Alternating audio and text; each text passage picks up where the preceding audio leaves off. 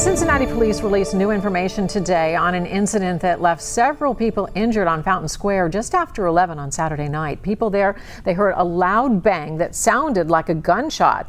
The Cincy Soul Festival was underway at the time. Officers working the event couldn't find a victim or any evidence of a shooting, but the sound caused hundreds of people to scatter. Some were hurt when they fell or were stepped on.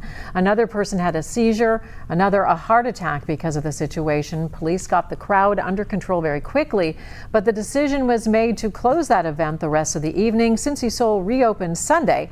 Officers checked surveillance cameras in the area, but they did not come up with a source for that sound.